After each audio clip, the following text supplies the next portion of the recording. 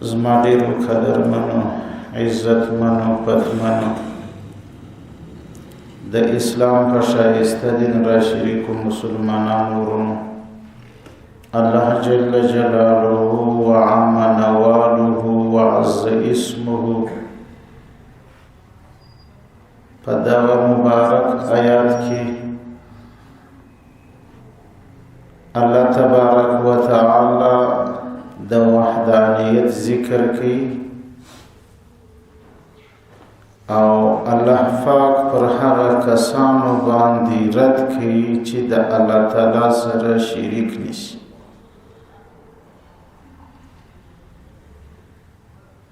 الله هغه ذات دی چې واحد لا شریک دی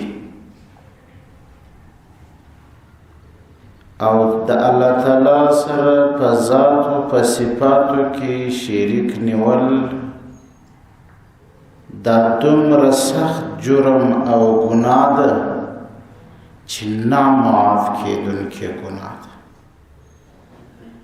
الله پاک وایي چې الله هر ګناه معاف کوي خو یو شرک نه بخښي.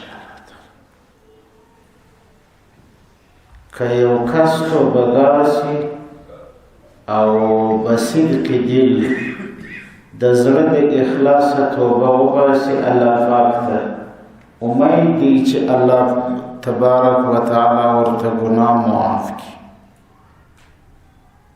او الله هغه ذات دی چې ګناه معاف کوونکی دی. یو حدیث پاک راځي، مختصر یو جمله ده، که یو سړی مسلمان وي یعنی په زړه کې ورسره ایمان وي، ایمان په زړه کې وي،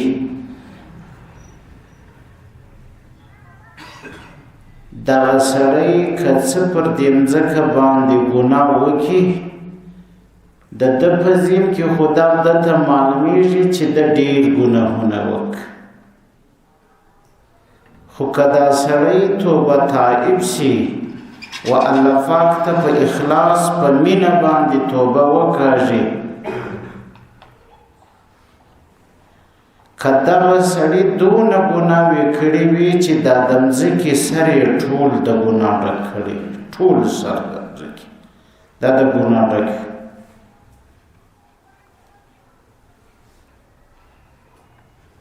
الله پاک وایي دی به راتګ وکړي ما ته په دې ګناه باندې د مځکې سر یې ډک کړی دی، زه به درته راتګ وکړم په ډکوالي د مځکې د سر د رحمت به ورته ډک، د مغفرت به ورته ډک کړم وبې بخښم. خو که دا سړی توبه تائب سي، څنګه توبه تائب؟ دا سړی په دې باندې پوهېږي چې یا الله معاف مې که ګناه را وبخښه، د دغه سړي په ذهن کې دغه ده چې زه رب لرم او بخښونکی د ګناه هم رب دی، بل څوک نشته. درو ټکو ته به سړی متوجه. حدیث پاک کې راځي پیغمبر علیه الصلاة والسلام فرمایي کله چې د بنده څه ګناه وشي نو دا بنده بیا توبه کاږي پر دې ګناه باندې. الله پاک وایي چې دا بنده په دې باندې پوهېږي چې ما لره رب شته، یو زه رب لرم. دا یو دا خبره به سړی په ذهن کې پخه، په زړه کې په عقیده باندې پخه ساتي چې زه رب لرم. دا دومره جهان چې چلیږي، دا دومره زما او ستا بدن چې کم روان دی، دا د چا توفیق شامل حال دی؟ دا د الله پاک. نو یو خو به په دې پوهېږي دا سړی چې زه رب لرم، دویم په دې باندې چې هاسې رب دی چې قدرت د دې لري چې ما معاف کولی شي.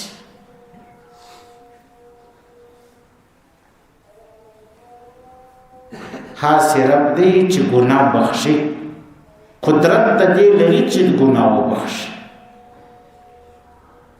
دریم ټکی به دا په ذهن کې سم راولي چې که چیرې زما ګناه ونه بخښله سي نو حشرګاه ته زه راځم زما سره به د ذرې حساب کېږي، د هرې ذرې حساب به راسره کېږي.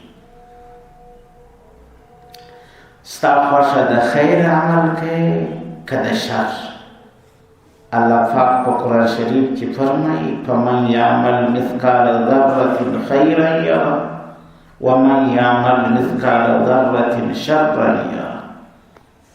هر چا چې عمل وکړي د خیر یوه ذره قدر. د ذرې په ترجمه کې زموږ د مفسرینو ګڼ اقوال دي. یو قول دا دی چې ذره دې ته ویل کېږي هغه لمر چې در کړکین و کړکۍ لمر خونې ته راننوتلی خونې ته راشوه سي نو په هغه کې بیا څه ذرات معلومیږي، په هغه رڼا کې دې ته ذره وایي. د دې حساب به هم کېږي. ګورې دومره خیر دې کړی دی که شر، ښه دې کړي دي که بد، د دې حساب به ذره را روان. نو یو سړی چې دغه عقیده وي چې زما سره بیا هلته حساب کېږي، ذره حساب راسره کېږي، او حساب کوونکی الله پاک دی جنې پټوی نه سي، هغه ذات دی. یو شی هم نه سي پټولی، شی ذات یو شی هم نسی پټولی.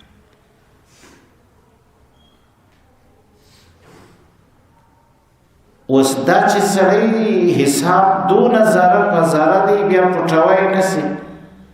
حدیث پاک کې راځي پیغمبر علیه الصلاة والسلام فرمایي د حشرګاه میدان ته چې سړی راولي دا د ده بد اعمال دی په خپله وویني چې دومره بد اعمال مې کړي.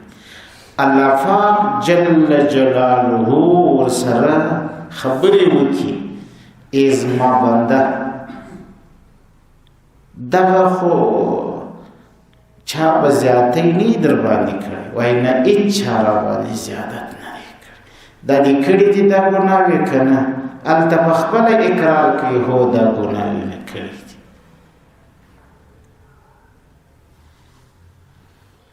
زما او ستا رجسټر زما او ستا سره نسته. ستا عمر 80 کاله عمر دی که نه؟ ته پر خپل عمر باندې پوښتنه وکړه، شاید زه هم ډېرې به درڅه هېرې وي. اکثر خلکو ته په یاد نه ورځي، اما دا ښه یاد ساته. پخوا به زموږ علماو پر دې باندې ډېر دلایل پیښول غریبانانو چې د خلکو سر به ور خلاصاوي. اوس مسله ډېره وساس وه، ډېره وساس وه، هر سړی په دې پوهېږي.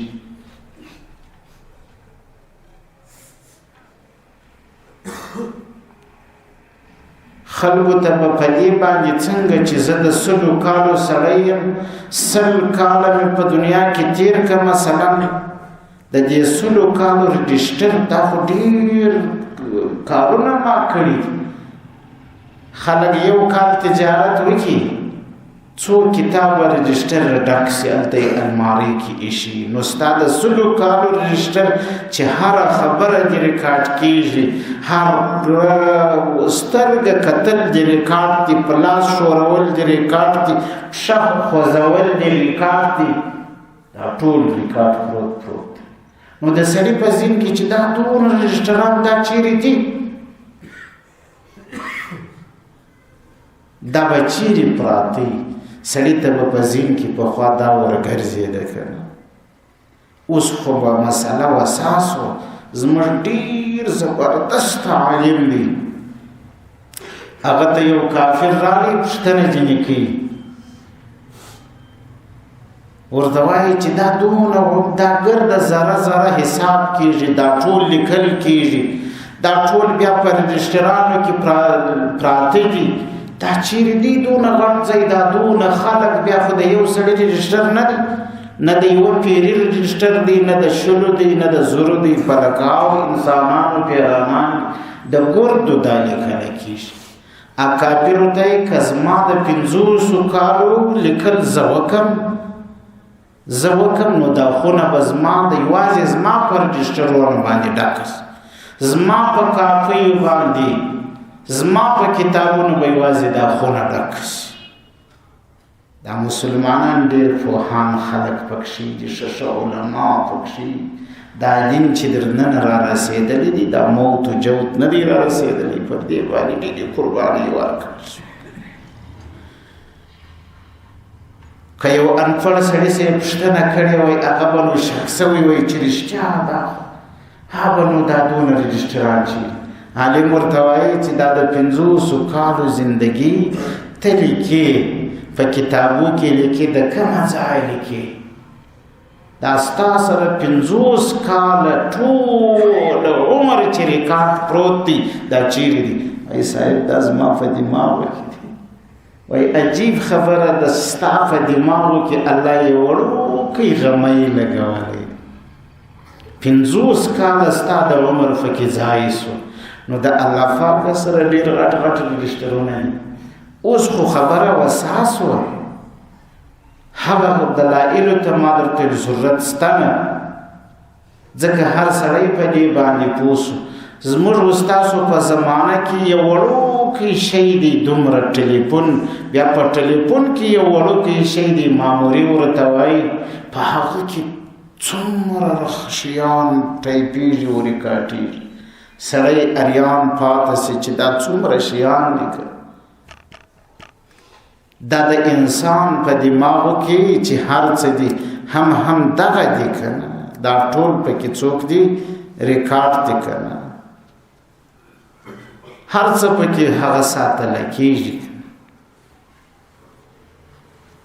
اوس دا مسله ده چې دا ټول ریکارډ سوه، ټول پراته دي زما استاده، د الله سره لوح محفوظ دی، در ټوله دنیا غټ دي، دا ټول هلته لیکلي دي زما ستا اقوال، اعمال، هر څه دا ټول به هلته پیښیږي. بیا د الله تعالی په حضور کې به بیا هلته پیښیږي.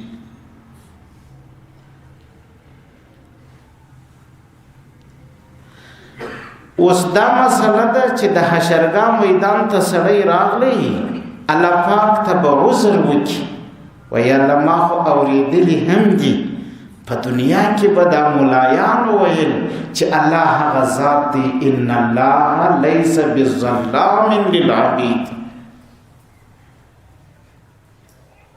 په تحقیق الله هغه ذات دی، ذره ظلم هم نه کوي په خپلو بندګانو، یوه ذره ظلم نه.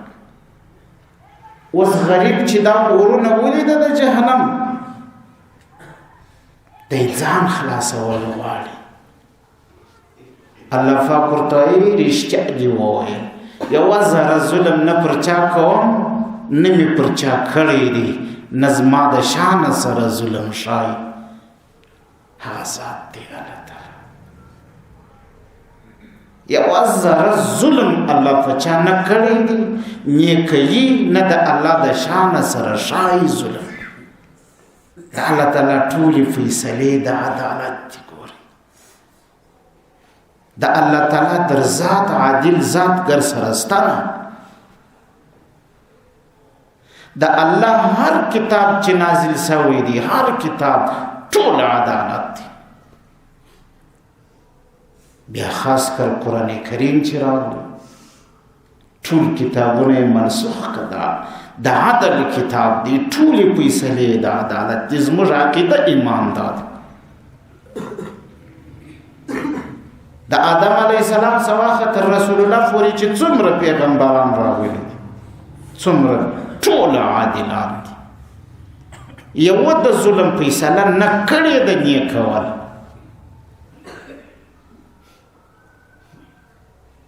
عادل پیغمبر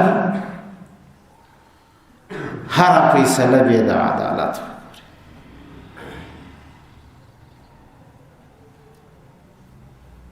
د الله پاک هر دین په خپل وخت کې د معتدل دین و.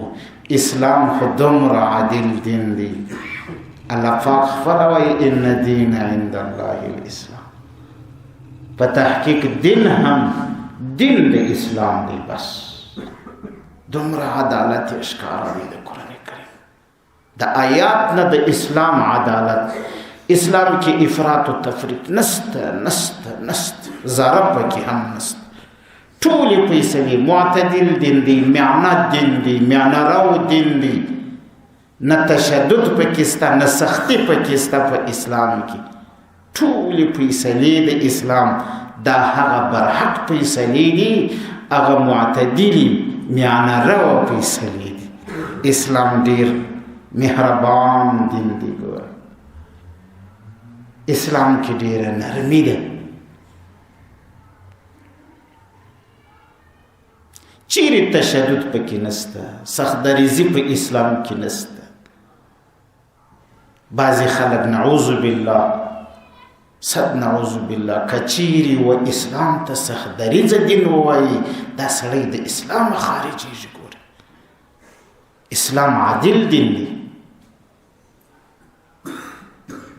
که خدای نکرده یو څوک مسلمان ته چې سم پاک سوچه مسلمان دی و دې ته در کافر پر ده باندې شو بولي، دا د اسلام وځي. ګورې داسې کول نه دي پکار. مسلمانان عادلان دي، باید په عدالت کې واوسېږي. دا چې بیا ظلم کوي یا خو بیا د اسلام مسلمان خپل کار دی چې کوي، خپله ګناه کوي، خو هغه ته موږ ګناه وایو. اسلام دا مبارک دین دی. ګوره الله پاک ورته وایي چې نه دا دې ډېره ښه خبر وکړه، چیرې مې نه ظلم کړی دی نیک کوم، زما فیصلې د عدل. اوس به دې پته ولګېږي هغه ذات دی. ګورې چې څومره د دنیا مخلوق دی، څومره د دنیا مخلوق. ګورې دا ښه یاد ساتئ. هلته تا بیا راوستی سي؟ نه. څوک دی راولي؟ الله.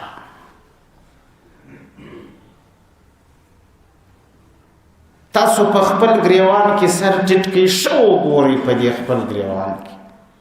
ستاسو په قبر کې چې شپه تېروي، په دې انسانانو کې یو انسان در سره کښته کېږي، شپه در سره کوي چې خښ دې در پسې کېږي؟ نه. یو کس چې څومره قریبان لري، ګورئ ستړیاوې به ورله وګالئ، تکلیفونه به ورله برداشت کوي، خو چې د قبر اولنۍ شپه راسي تا یوازې ورکښته کوي، هیڅ څوک نه در سره. اما د الله ذات هلته دوې فرشتې تا ته استي، دوې ملایکې درته استي. الله پاک دې هلته هم نه پرېږدي. هغه ذات دی الله تعالی.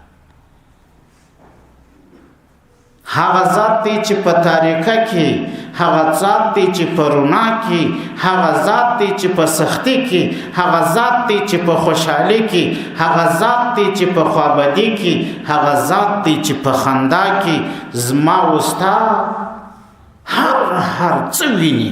هغه ذات دی الله تعالی. نو بیا د عبادت لایق هم دا ذات دی. دا چې ما او تا د دنیا ته راولي هم دا ذات دی الله. هم چې د دنیا نه مې بیایې هم دا ذات دی الله. نو د عبادت لایق هم دا ذات دی. دا چې زما وستا سره په قبر کې محاسبه کوي هم دا ذات دی. دا چې د قبر نه مې حشرګاه ته راولي هم الله دی. چې د حشرګاه پر میدان باندې راته د حساب د طول ترازو میدان جوړوي هم دا ذات دی. بل څوک ستا خپل اعلان کوي انا الملک این الملوک. الله پاک هلته اعلان کوي حشرګاه کې زه باچا یم، څه سوه دا نور، دا نور چې په دنیا کې ځان ته باچاهان ویل څه سوه. دا د حدیث پاک توري دي. رسول الله صلی الله علیه وسلم وایي الله پاک وایي انا الملک این الملوک، څه سوه باچاهان. موږ خو په دنیا کې هر یو برید تاو وکنه کله کله سړی پر دې غټو بریتو والا خلکو هم ورسي کنه یو څو ورځې مخکې زه په یو سفر کې وم یو دومره بریتور مې ولید ډېر غټ غټ بریتونه د الله شان دی بس ما دا طبیعت کې لږ تیزي سته نو ما ورته پر څه دي پرېښي پر څه دي پرېښي دي دا بریتونه چې سړی پرېږدي دا خو سړی پر یو څه پرېږدي که نه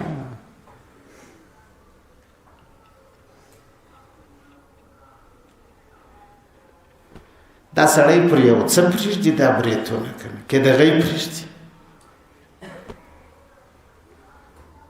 دا قانوني برید چې سړی لري هغه کفار په تړي بریتونه چې سړی غټي د څه لپاره چې څوک په وتړم کفار په وتړم دغه سپیرې خولې خو د زنانو دي که نه چې کفار نسي تړی هغه هم زنانه دي که نه که زنانه نه وي نو په حکم د چا کې دي د زنانې کې دي که نه ایسې په بازار کې ګرځي بنګړي و غاړګۍ و څوک یې نه دي پوړونه نه دي پر سر ور پر سر یې کوي بنګړي ور واچوي غاړګۍ په واغوندي که نه مسله ده هغه غریبانان ایسې دغه یې نارینه ځان ته وایي که نه نارینه خو نو هغه یې چې غټ بریتونه یي د غټو بریتو سره بیا ښه خوند دا کوي چې سړی دلاور یې تښتي نه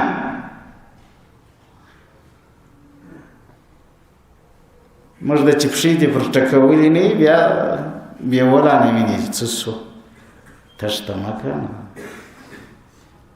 ولې خو بریتونه دې پرېښي دي نو بریتور بیا تښتې دي بعضې خلک په مجلسو کې کښېني خدای سته ماته ډېره خندا هم پر راځي داسې د پلارو د نیکه خبرې کوي پلار مې دی کول نیکه مې دی کول هغه که د سویانو کیسه وکړي چې وروره پلار مې دی تازي وکاوی دی د سویان ټینګول دا خو لا یو لار د ته به هم پسې ورسېږي او که پلار مې دی سنګر ساته یا دی په خزک کې و یا دی پلار مې دی مریټۍ وهلی دي نو ستا بیا څه ملا ماته ده چې مریټۍ نسې وهلی که نه دی هم د ملالۍ په تاریخ فخر کوي یا ایوب خان یادوي وشرمېږي لږ ای لاروي چې تیریږي را تیریږي لږ د ځانه وشرمېږي د افغان د تاریخ فخر ایوب خان دلته بیده دی که نه بیا خو نو سړی تاریخ په ځان کې راولي که نه داسې سړی نه کوي که دغه یې کوي داسې کول نه دي په کار که نه لږ د خپل وجدان کې د ځانه سره محاسبه کول په کار حساب به را سره کېږي ګورې ښه یاد ساتي ذره په ذره به حساب راځي خو بیا دا خبره به نه ایروو چې الله زموږ رب دی موږ هغه رب ته وایو چې یا الله ته زموږ رب یې ومې بخښه راسه کېږي ګناه خو ومې بخښه حضرت رسول الله صلی الله علیه وسلم وایي الله تعالی و دې بنده ته وایي وایي بنده دا ګناه دې کړې ده که دې نه ده کړې وایي الله ګردي دا ټول مې کړي دي هلته درواغ نه چلېږي نه سړی ویای سي ګورئ دا یاد ساتي یو ګړی دی حالت راځي په حشرګاه کې یوه ذره درواغ سړی نه سي ویلی نه دې ور پرېږدي دا ژبه چې زه خبرې په کوم زما ایمان دا دی چې د الله توفیق را سره نه یوه خبره لولاکه وکړه نو ستاسو ژبه هم دغې ده لکه زما ژبه ته یې خبرې کوی سي چې الله یې نه ستا په ژبه باندې خبرې ونه کړي نه نسي دا سترګه لیدل نسي کوی چې الله پاک پکې دید کښېنږدي ګورئ دا لاس را اخستل نسی کوي چې الله پاک پکې توفیق کښېنږدي قدرت پکې کښېنږدي ګور نو بیا هم دا ذات د عبادت دی لایق د عبادت هم دغه ذات دی بل ذات ستا نه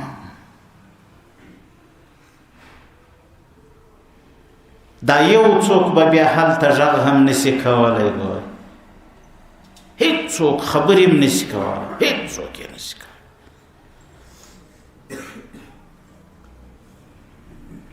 لا يتكلمون الا من اذن له الرحمن هر چاته اجازه نه ورکوي دغه نه دی تاسو وایئ چې هر چاته اجازه ورکوي وغیره نه مجلس کې کله کله خلک ډیر ناست نو یو سنگین سړي ته سړی وایي چې تر لږ وغږېږه راځه ته بیا څه وایې اشرګاه میدان هم داسې دی ګورې یاد ساتئ اللہ تعالیٰ د خپل عدالت اظہار کی اظہار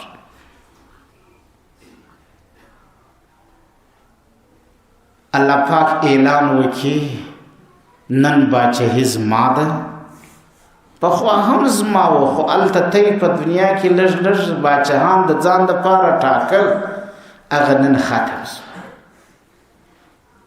الته د بل چا قدرت نه چلیږي الله پاک وای دا خو چا در پسې تجاوز نه دی کړی وای نه دی کړی وای زما کرام الکاتبین خو به در باندې ظلم نه کړی چې د ځانه یې در پسې لیکلي وای نه دی کړی دا مسلمان سړی دی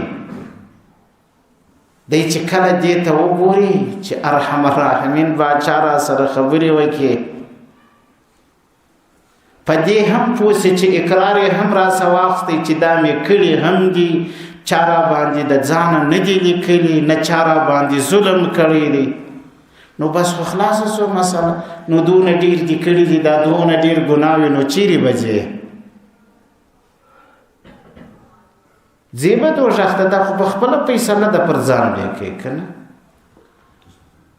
ستا باندې چې دا ټول کلی راټول شي او ستا هم ښه په دې سر خلاصې په خپله هم ووایې چې هو د دې اجي صاحب پر ما باندې 15 لکه روپۍ باندې دي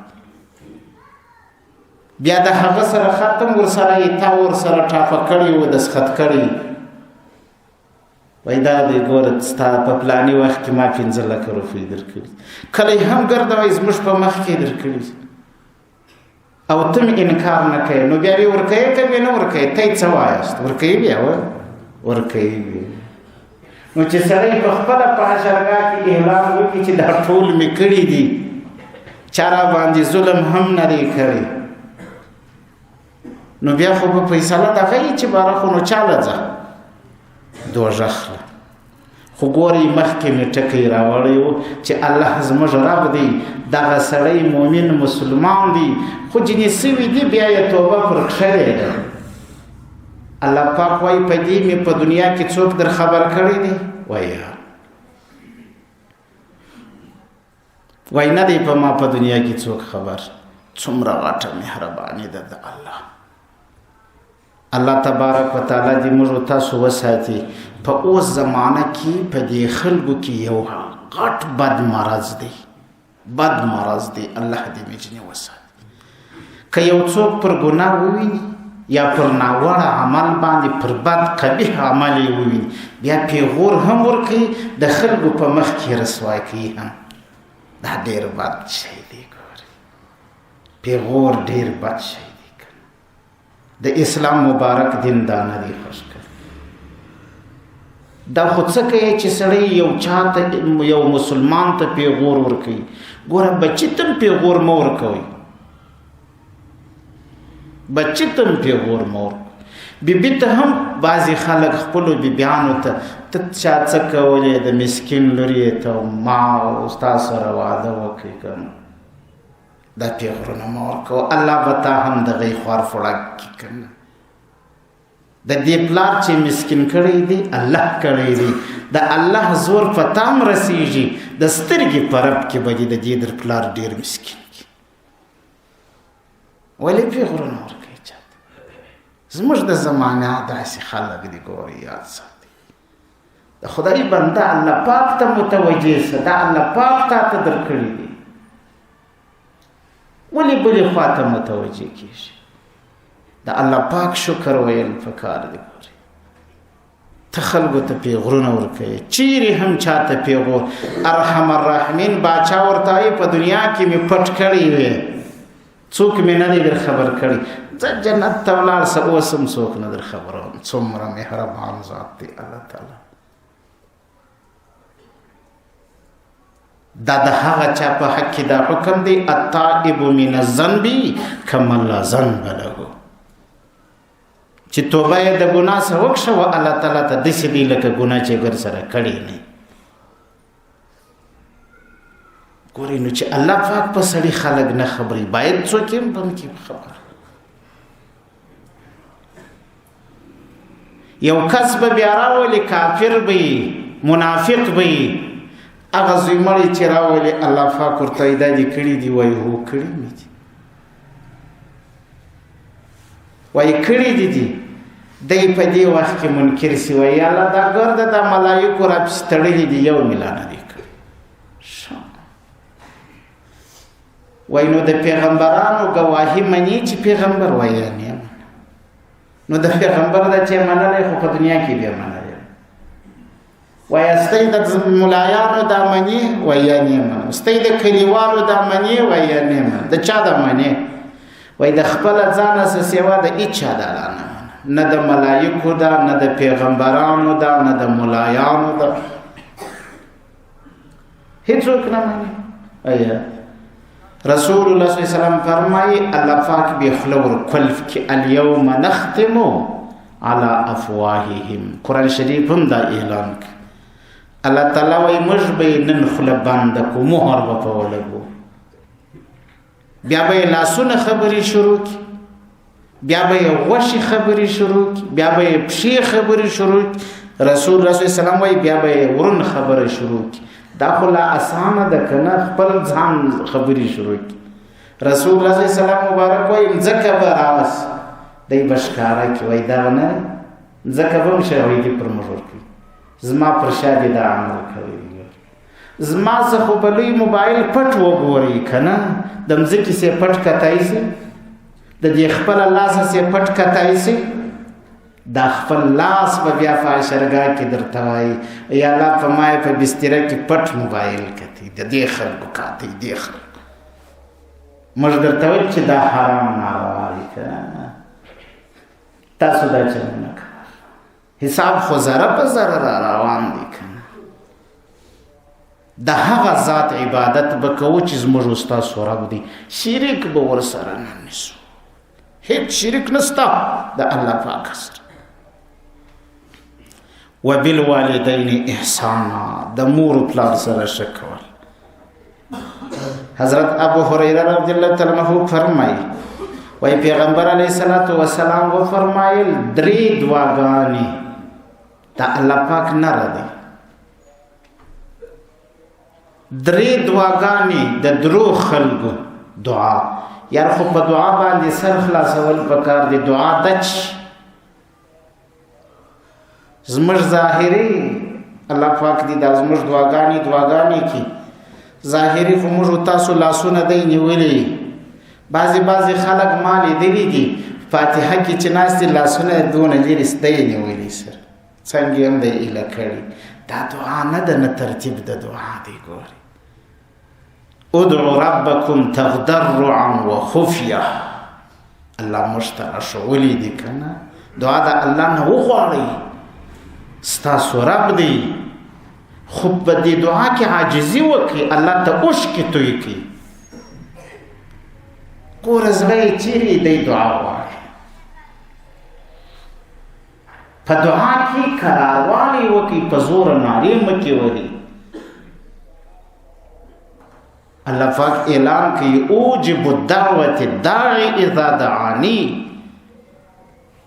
زه قبلوم دعا د هغه چا چې ما راوبولي دعا قبلوي الله پاک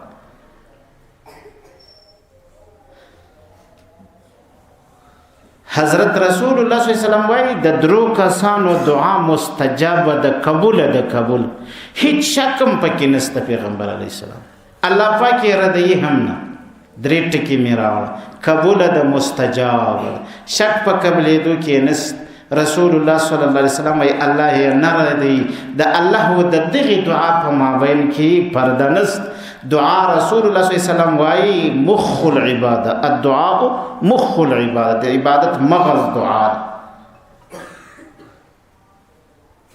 یو روایت کې راځي الدعاء هو العباده، دعا خود عبادت دی،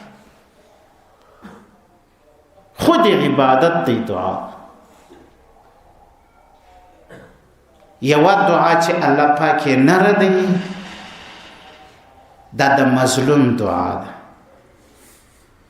څوک چې ناحقه پر چا ظلم کوي دې کړ دعا وکړه، چاته کې اشاره وکړه، بس کې اشاره وکړه غر کې کوي، کې دعا وکړه آباد یې کوي. دا دعا الله پاک نه ردوي. دویم قسم دعا د هغو خلکو الله نه ردوي چې په سفر کې بعضی خلق په داسې حالاتو کې وي د الله د دین خدمت کوي، په مدارسو کې د الله په لار په سنګرونو کې په نورو ځایونو کې وچ شونډان تک توره شپه وږي تږي ناست وي، یخې هم داسې کپي، دې وخت کې دعا کوي د دې زړونه خوشحاله وساتي. دا دعا الله نه ردوي کنه که در څه خوشحاله و دعا درته کوي. دریم قسم خلق چې الله یې دعا نه ردوي، رسول الله صلی الله علیه وسلم وایي دعا د پلار د زوی په حق کې دا الله پاک نه ردوي چې بچانو ته دعا کوي کنه. پکار خدا د چې سړی ټول امت مسلمه ته دعا وکړي، دعا کې بخل نه دی پکار کنه. بعضی خلق بخیلان وي مسلمانانو ته دعا نه کوي، عام دعاګانې کوي کنه. الله دې ټول امت مسلمه وساتي. مسلمانان هر وخت یادوي پر موږ حق دی د مسلمانانو، هر لمانځه بعد په تهجد کې دعا ورته کوي، په سبق کې ورته دعا کوي که زما منې کنه. یوه مسله ده د مسلمان په دعا رسول الله خوشحاله کیږي. د رسول الله د خوشحالۍ دپاره خلک ځانم قرباني کوي کنه. نو موږ دعا نسو کولای د رسول الله د خوشحاله کولو دپاره. دا خو ډېر افسوس دی د مسلمانانو.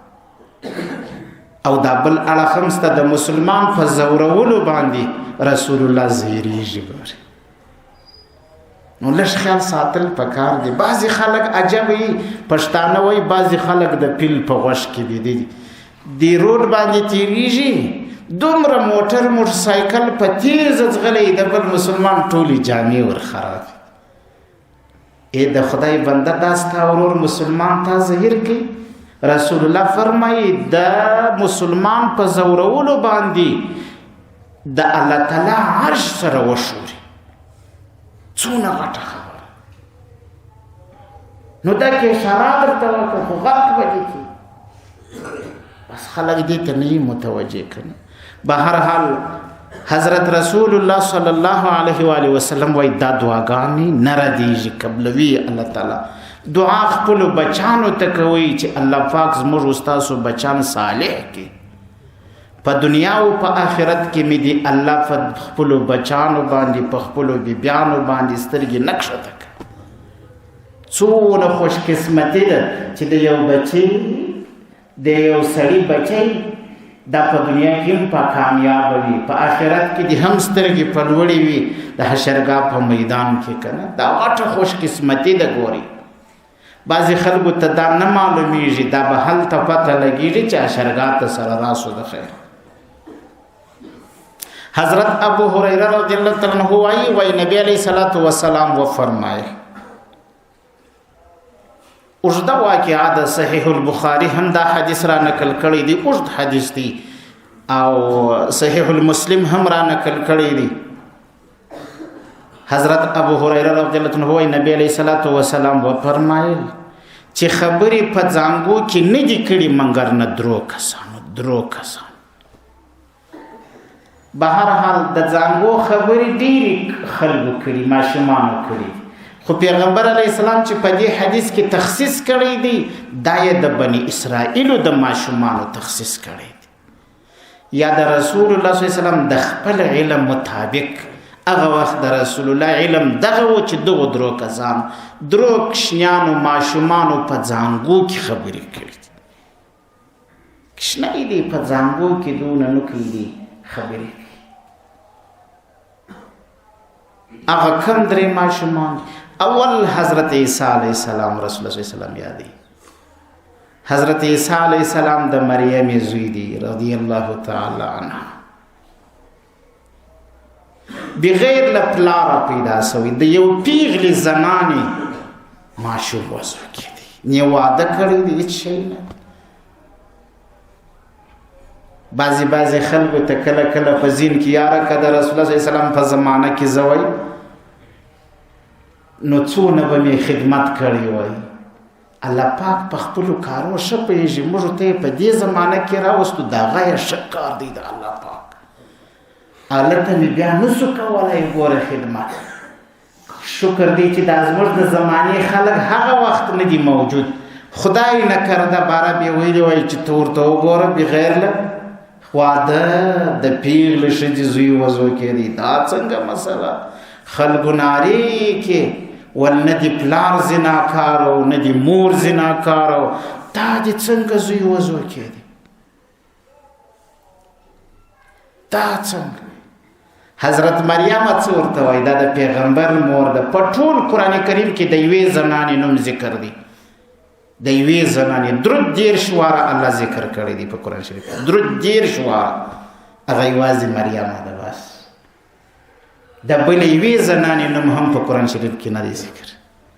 دا د پیغمبر مور وکړي ځکه الله ذکر کړی. د زنانو دپاره د غو نه سرلوړی هم بس دی.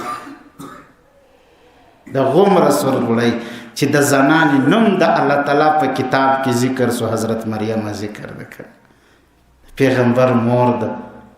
زنان نه باید د دین عبرت واخلي چې زموږ د مور زموږ د خور نوم په قرآن شریف کې راغلی نو هغه زنانه باید په دې پوه سي چې هم د دې پیغمبر د بیبیانو په شکل باندې وچلیږي چې د حضرت رسول الله صلی الله علیه وسلم بیبیانې څنګه وي همداسې زندگی باید تېره کړي. متاسفانه چې زنانې غریبانانې ګوره چې دی ځان ته حقوق غواړي د دې بیا حقوق چیږي. دی نه په پوهېږي په خپلو حقوقو باندې. الله پاک د دې په حقوقو ښه پوهېږي چې څومره اسلام حق ورکړی دی زنانې ته. زنان اگر سره په پوهېږي نه هم په هم ورکوي. موږ دا ټول حقوق به ورکوو انشاء الله العزیز چې الله د الله پیغمبر ورکړي دي. زنانې ټول به ورکوو.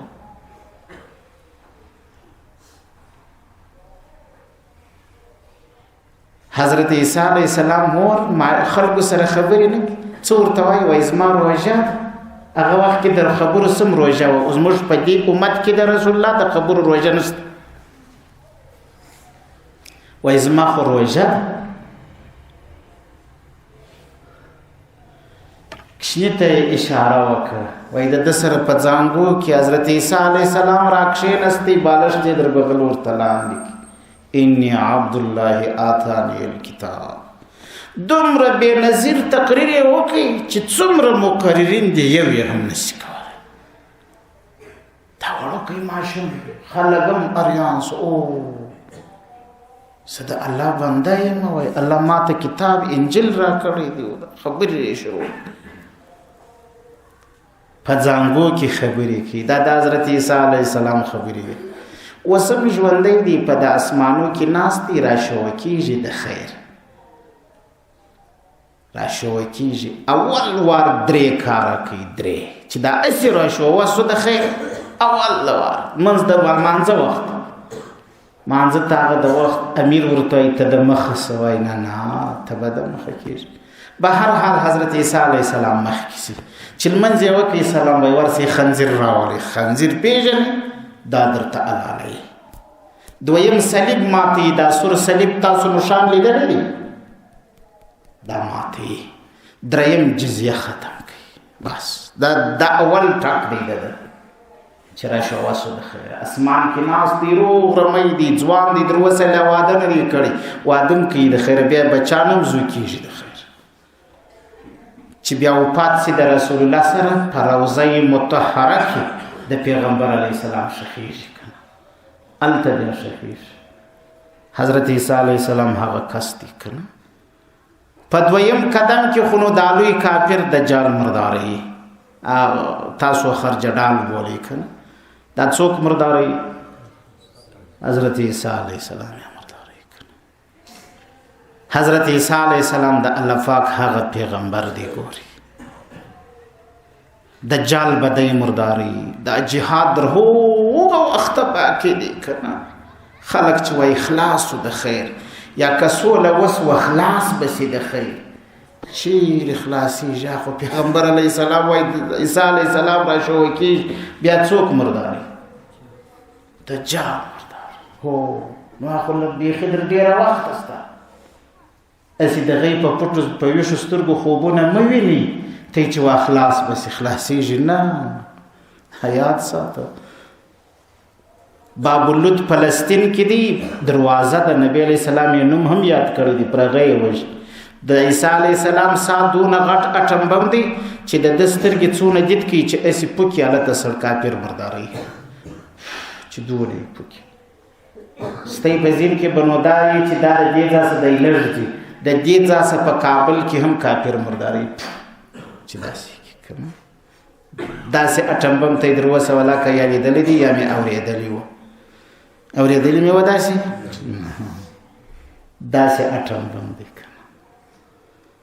الحمدلله موږ د داسې رب بندگان یو چې دا پیغمبر یې بیا پلاره پیدا کړي پسا کې ورلره دونه طاقت کښېښوي چې د ده سترګې څونه دید کړي هومره به لرې ځي کافر به مرداري سایه دونه ده موږ د کوم رب بندگان یو چې عیسی علیه السلام یې بیا چا پیدا کړی بیا پلاره حضرت آدم علیه السلام یې بې مور پلاره پیدا کړي نه مور و نه څوک نه پلاره دا الله دی بهرحال خبره خو اوږده ده دا بل ټکي ته راځم دویم ماشوم چې په زانګو کې خبره کوي پیغمبر علیه الصلاة والسلام وایي زانګو کې خبره کړې دا هغه ماشوم دی چې د جریج د پاره شاهدي ورک جریج په بني اسرائیلو کې یو بزرګ داسې بزرګ و غریب ډیر عبادتونه کړول چې کوډله درولې و خاشو کوډله خپل عبادت به کاوه یو زوړ کوټ به اغوستي و ناست په چا کار نه د خپل عبادت مور ورته رااله مور خبره خو پر مور را شروع کړې ده ګوري مور ورته رااله ته جریجه بچې ما سره لږ خبرې وکړه د په خپل زړه کې دننه الله پاک ته خواست وکړي ویا الله اللهم امي وصلاتي یو طرف ته مور د بل طرف ته ملمنځ دی مور دا و منم کړه مانځل منځو پزړه کې په خبره نه ده کړې په ژبه باندې کې په ژبه و کې بیا خپل منځ خراب شو پزړه کې دا تصور وکړي دا سوچ فکر یې وواوي چې کله دا خبره په ذهن کې راوګرځېده دی ویل منځ بجاري وساته مور کې یو غړی ولاړه و لاړه غریب سپین سره منځه کاوي په دې سبب بیا مور راغله یا جوړایجو ای جوړایجه لږ مخ راواړه و څه خبرې ستا دې دنته مې ډېر شوق دی کنه پر مور باندې زوی ډېر ګران وي بې وفا دی هغه زوی چې د مور ناز نه اخلي کنه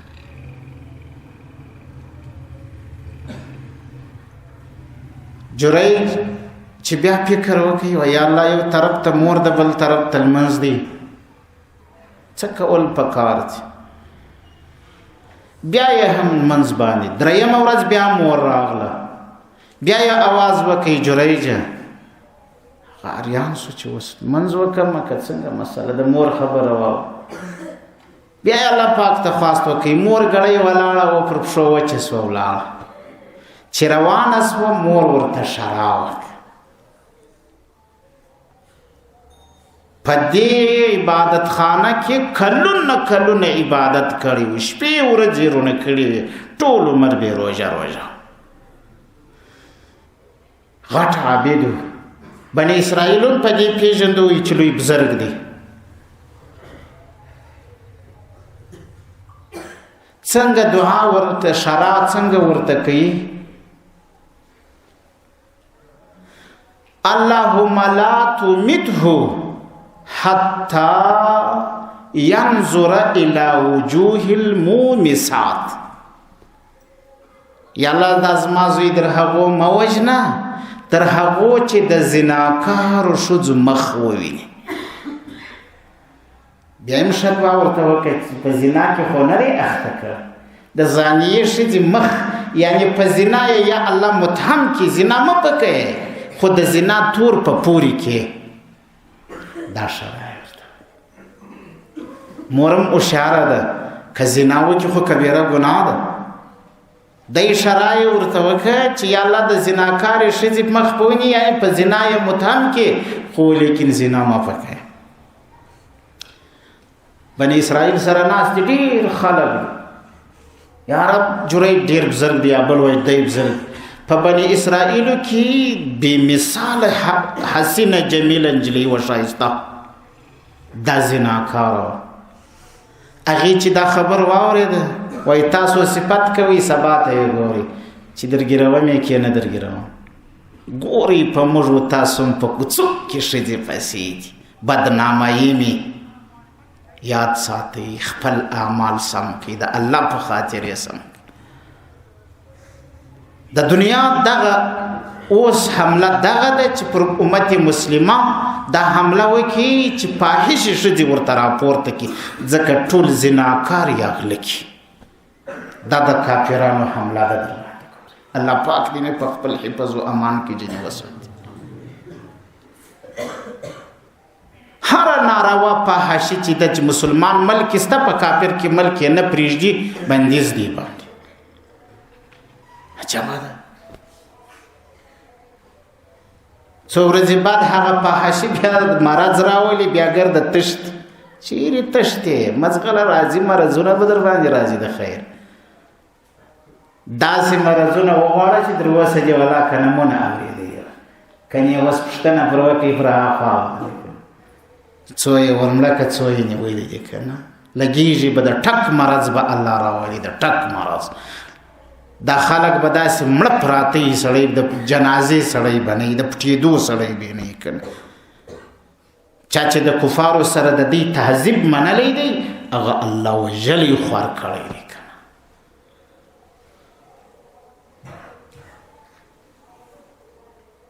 او ورته وایي چې دا مخ باندې وویني. زانیه ښځه راغله، جریج ته یې زارۍ وکړې، دی پر مانځه ولاړ دی، ما ته وګوره، دی مې ښایست ځان ښایسته کړی دی، دی سرخي سفیده مې کړې ده، داسې دی دی مې ځان، هر څه یې وکړه، هر څه یې وکړه. جریج خپل منځ کوي، خیر یې زارۍ کې ورته وایي زنا را سره وکړه. جریج چې پر سجده پرېوتی، بغار یې شروع کړي. یا الله، د مور شرا ووهلم لکه چې پوه سو، بغار یې هلته شروع کړي. د زنانې عبرت سو، دغه لغته ورکړي ښځو ته، لکه دغه کوڅه ګشتې بازار ګشتې ښځې نه دي، لکه جریج چې ورکړه. دا چې کومه ښځه در پسې غږ کوي، دا رقم لغته ورکوئ لکه جریج چې ورکړه.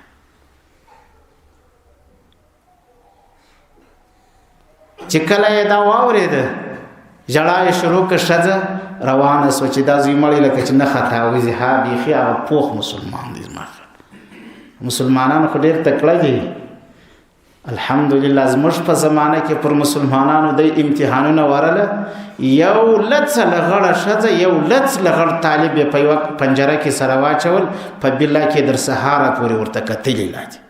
ښه امتحان یې ورکړي دې طبقې. الله دې موږ هم په امتحاناتو کې کامیاب کړي. اول دې الله را باندې راولي، نه کې راولي، الله دې مې پکې کامیاب کړي. دا طبقه ډېره پاس شوه، دا خلق ډېر پاس شو. د الله په اشرګاه د الله حضور کې به دا خلق ډېر سرلوړي.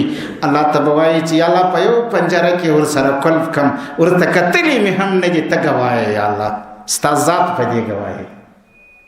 دا ډېره پاکه طبقه خلق دی که نه. کنې د ډېرو خلکو ایمان در ګېډه سي ورته که نه. په فرض روژه کې مفتي حمله پر وکړه. تاسو ولیده که نه؟ د مفتي کوي په نامه باندې مفتي حمله نه وکړه؟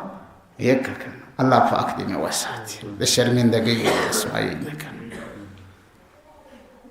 داسې کله کله بېدینه خلک پیدا سي په دیني جامه کې، داسې بې غیرته یې بېدینه یې که نه خلک پیدا سي. الله پاک دې مې وساتي د شرمندګۍ او د رسوایۍ نه. ولاړه بل هاخوا ته یو شپانه دی رمه ګوري، هغه ته وایي دی ښایسته یم، هغه غېږ په راټینګه که زنا یې ورسره نه میاشتې بعد یې زوی وزوکېدی. زوی چې وزوکېدی خلکو ورته ویل بني اسرائیل ورته وایي دا د کومې خوا؟ وایي دا خو جریج را سره وکړي. خلک په بزرګانو پورې دی تورونه تړي. زموږ د زمانې بزرګان که کله تور پورې وتړي سي خوابدي سي، مه خوابدي کېږي، درته یې مخکې په ډېرې پسې تړه سوي ولې تړه سي. خلک راله وایي ښه دی خو ځان ته بزرګ هم وایي، دا چمونه لا هم کوي.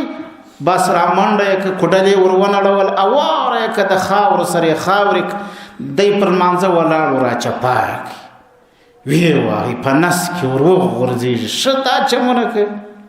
وایي څه وجه ده، څه کیسه ده؟ خو ته یې لږ سر خلاص کړه. وایي ولې ده دا ښځې سره دې زنا کړې ده، دې زوی زو کړ؟ چیرې دی؟ هغه دې زانګو کې پروت دی. ته یې راځئ چې رالی وایي لږ اوبه راکړي، اوبه یې ورکړې، دا اودس یې تازه کړي، 2 رکعته لمونځ یې وکړي، دا ګوته یې راواخیست، دا کوچني پر نس یې دی کښېښو. وایي یا غلام من ابوک، د صحیح البخاري روایت، یا غلام من ابوک، پلار دې څوک دی؟ ورته وایي پلانی شپانه دی. هو دا کار خو نو د دی دی اسپیرې دندې خو ګره دا بیکاره خلک دی که نه. الله پاک دې موږ تاسو وساتي د دې دندو څخه دې مې الله وساتي. رسول الله صلی الله علیه وسلم وایي بس خلک چې اکشني خبرې یې واورېدې دلته نو باره خلک لاسونه هم در مچوي، پښې هم در مچوي، پر رامات سوه. موږ به د سرو زرو درته جوړه کړو، موږ به د سپینو زرو ستا کوټل. ول کاکا نه ولا که سپین زر غواړم نه سره زر غواړم، هسې دا خټو را جوړه کړه، دا خټو هغه خپله کوټل بېرته یې کوټل ور جوړه کړه.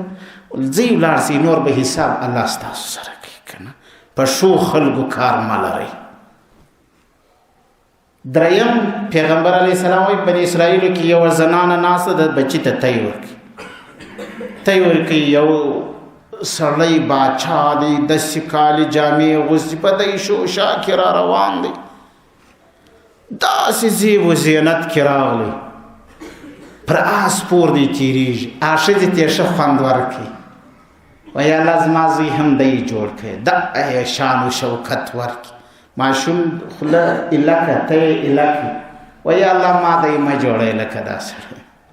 کشنایي ماشوم دی، ته یې روي خبرې شروع کړي.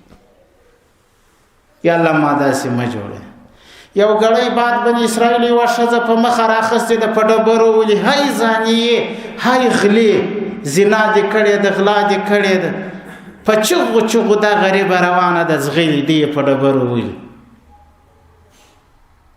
دا کشني مور کشنۍ خپل تی روي، وایي الله زما زوی داسې مه ګرځی، د تی ایلکې. وایي الله ما داسې وګرځی لکه دا ښځه. حضرت ابو هریره رضی الله عنه وایي نبی علیه السلام دا ګوته په خوله که نبی علیه السلام دا دین و خلکو ته ښه ورښوی، دا ګوته یې په خوله که دی، وایي اکشني تی دی رودي، دا ګوته یې دی په خوله که. صحیح البخاري کې دا توري راځي. حضرت ابو هریره وایي ګواکې زه اوس ورته ګورم د رسول الله په خوله کې ګوته پرته ده. څومره مهربان پیغمبر و موږ ته دین څونه ښه ښوولی دی که هغه مور و خپل زوی ته متوجه سوه. ته بچی ولې مخکنی سړی نه غواړي، دا هغه رقم ژوند نه غواړي، دا غواړي. وایي مورکۍ، ماشوم ورته وایي مورکۍ مخکنی سړی متکبر د متکبرینو دی، جابر د جابرینو، ظالم د ظالمانو دی. الله دې مې د حال نه وساتي. دویمه ښځه دا نه غله ده نه زانیه ده، دی ورته وایي سرقتې و زنیتې. او دا هغه ده لا تفعل چې دا فعل یې نه دی کړی. دې زانیه بولي تور پورې تړي. په مسلمانانو پورې خلک نن تورونه تړي درته ګوري، یاد ساتي. خو خپل مور و پلار په شراټینګ کوي، بیا به د چا څخه خلاص؟ د تورور څخه خلاص سي. کمی د مور و پلار سره ښه نه کول، خپل دین په دې نه پوهېدلاست، بیا چې خرڅ کاست پر هغه خرڅ کاست. الله پاک دې مې وساتي. څومره مسلمانان چې په تکلیف یې الله دې په استراحت کړي، څومره مسلمانان چې د الله د دین خدمت کوي الله دې حافظ و ناصر و غاور سي. الله دې موږ و تاسو زموږ و ستاسو مور پلار د حشرګاه میدان ته په سپین مخ کې راولي. الله تعالی دې مې د رسول الله د مبارک لاسونه د حوض کوثر اوبه نصیب کړي. واخر دعوانا الحمد لله رب العالمین.